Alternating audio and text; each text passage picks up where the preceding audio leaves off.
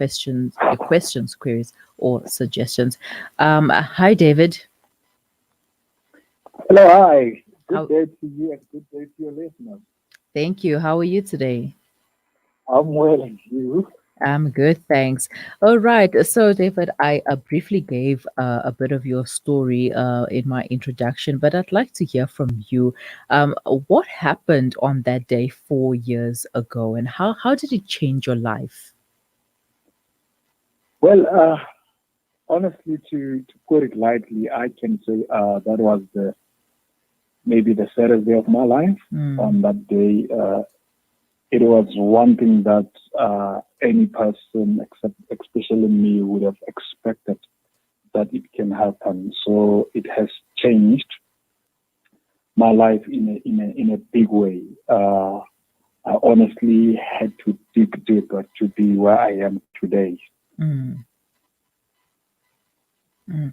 Uh, uh, what made you decide to in that heat of the moment, what made you decide to jump in front of your girlfriend and shield her? Because I mean, when something like this happens, you don't know what to do at that present moment.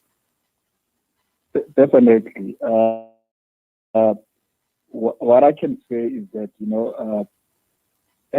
everything that transpired on that night, it was just an action out of nowhere. If you can ask me at this moment what I was doing, I wouldn't tell you exactly Mm, uh, what I was doing, because what happened is that uh, we were going to our own place, and then immediately those two guys, they appeared in front of us. They demanded the bag that was on her shoulders, that the bag that she was carrying on her shoulders, and immediately she freaked. Uh, Remember, she was 7 months pregnant by then, so she started swelling, she started shivering, she started sweating, and the what she said to me at that moment was that, David, I think I'm about to give birth. mm, So the thought of those guys in front of us suddenly disappeared. We didn't give them attention that they were looking for. The whole attention was going to her. I was just in front of her, asking if she's okay, asking, you know, if she has pains and all these things. So that that that whole scenario is the scenario that angered those two guys.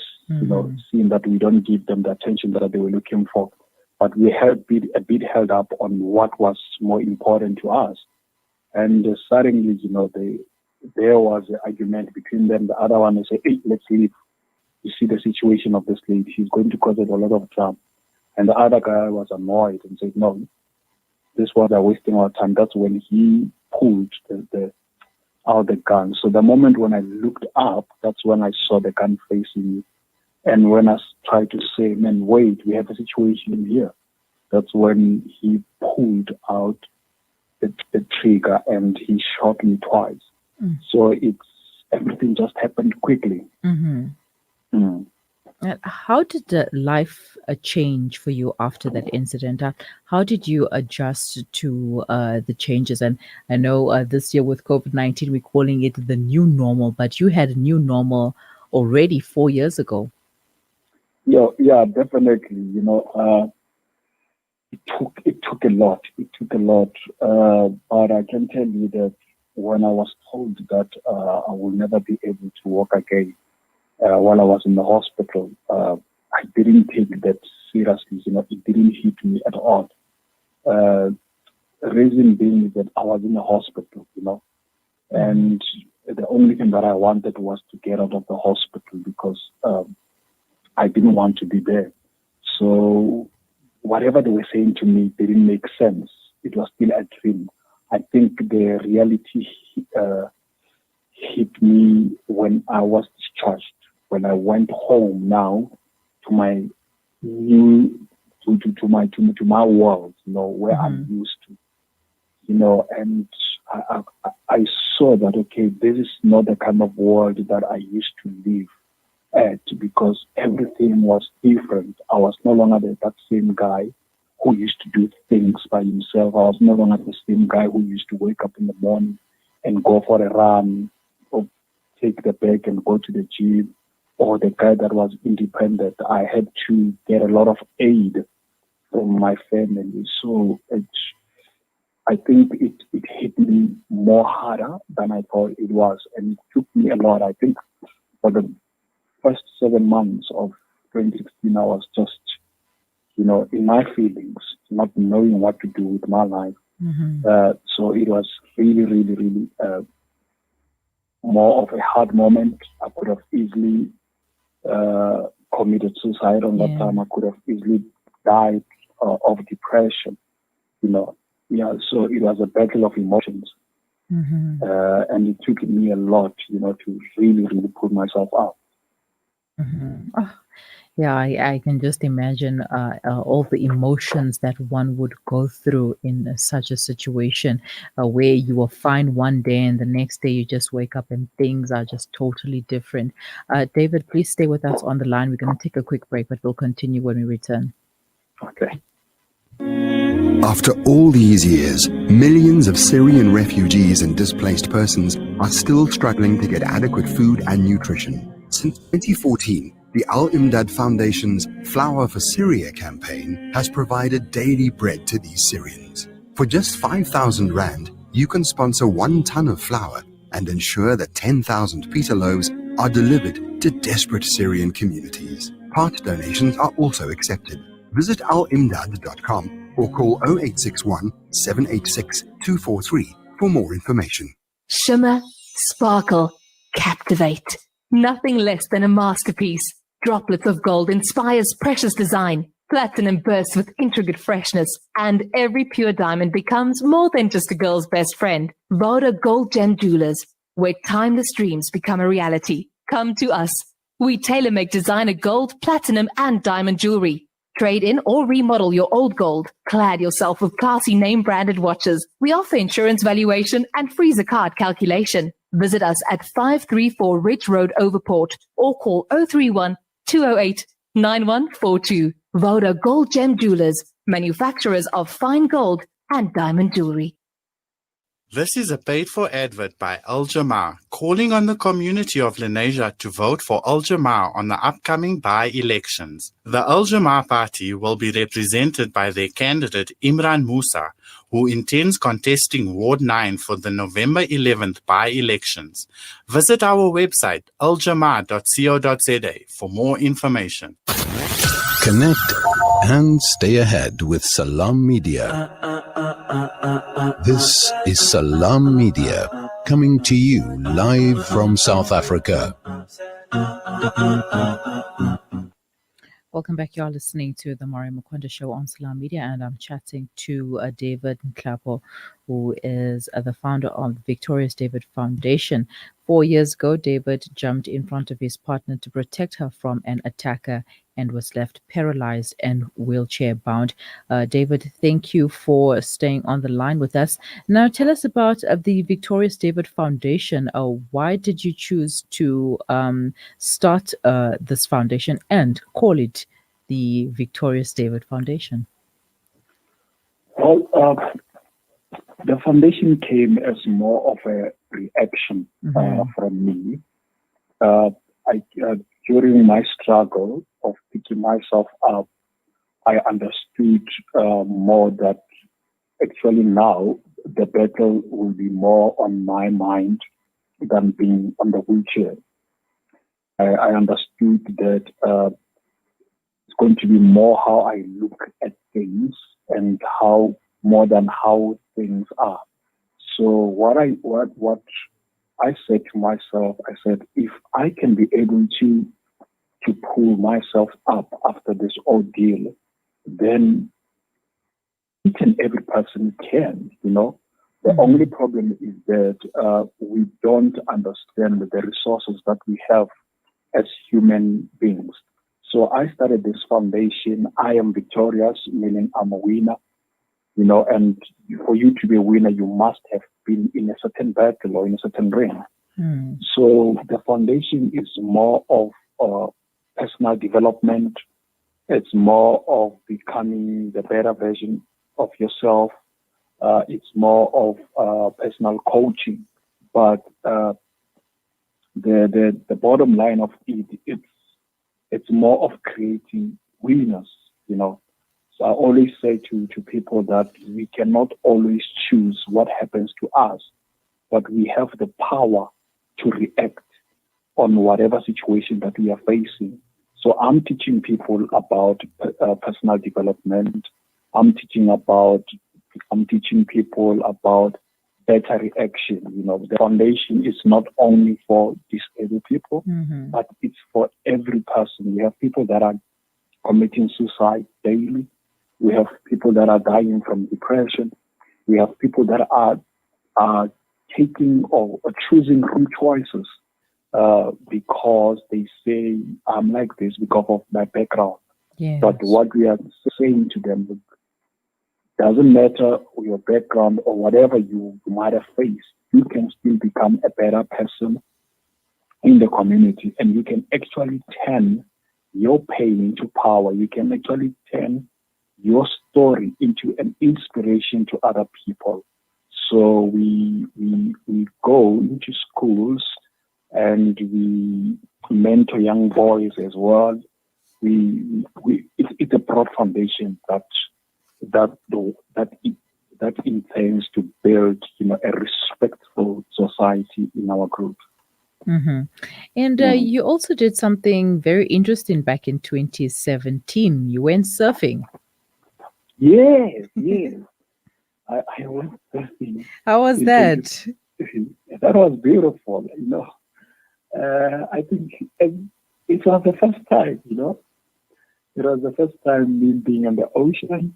It was the first time, you know, being on the sea, and it was, you know, it was all about breaking boundaries for me. You know, I said to myself, okay, what is it that I can do? You know, and when I found out about surfing, I just became excited. I said, this is one thing that I will do. I didn't know that, you know, by going into the sea, by facing those waves, you know, because it's a battle when you face those waves, you know. Yes. And coming there, you know, untainted, you know, it just arose something big in me, and I felt alive. I felt powerful. I said, actually, you know, I was made for more. There's actually more that I can still do. So it was a totally new, beautiful experience for me. And it's some of those things that inspires me, and I love it. I love it. It's just that this year we had a situation, so I couldn't go in May. Yeah, but you know, something that I would love to do. I would love to do it more often. yeah, it's like, you know, being abled in your disability. So you are disabledly abled. Definitely. All right. Now, since starting the organization, how many lives have been impacted by the organization? You know, surprisingly, last year, 2019, we had a school shoes drive. Yes. We went into 6 provinces distributing school shoes. I think we distributed about 2,500 school shoes in 6 schools. I mean, in 6 provinces, and it was just more than the school shoes distribution. No, after that we had a coaching sessions with teachers in every school that we went, and the reactions from teachers, you know, was something that was fulfilling. You know, teachers were amazed by the kind of work that we do first. Secondly, by the driver, David, being on the wheelchair and be able to come up with something like that. You know, when we went down with them through coachings and everything, we discovered a lot of personal problems that teachers are facing. You know, I remember we had about 3 teachers coming to us and saying, guys, You don't know, I was on the verge of committing suicide. You know, I am a teacher. Yes, I stand in front of school kids, but I am so like overloaded. You know, there's so much going into my life I don't even see. You know, and it was more like, David, your story, man, like that the ability that you got to just stand up and dust yourself off and fight. You know, when it was so easy for you to have given up, like it gave me hope in so many ways. So we have touched a lot of people. We have put smiles in these little kids, and that's the project that we intend to keep going. But that's where we have realized as well that, you know, sometimes your path is meant to give life to others, you know, and I'm so grateful where I am right now, the position that God has given to me to influence and touch so many people that we have come across so far. Wow, such an inspiration you are. Now we are just a few days, or rather a month away from International Day of People with Disabilities. What is your advice or message to our listeners? Look, I always say that every person has his or her own disability, because as people, we are limited to certain things. There are certain things that you can do that David cannot do. There are certain things that I can do, but you cannot do, you know. And in life, there is always that person who will have something better than you. It's like that. It's like that. So the only thing that is important is for you to master your own craft and respect other people's, you know, craft as well. You know, if I know that I am unique, I'm not the same as John, I'm not the same as Peter, then I'll be able to respect myself and to respect the other people. You know, we live in a diverse world, and we have to respect each other's space. So my word is that each and every one of us is capable of achieving something great, and our journeys are not the same. So if we can understand that, even though we can fight for the same goal, even though we can fight for the same team, but it's going to take a different direction for us to get there, then we'll be able to respect each other. You know, then we'll be able to do away with labels. Then we'll be able to do away that this person can do this, this one can do this. But then we'll be able to be an inclusive society, because we know and we understand that we are unique in each and every way.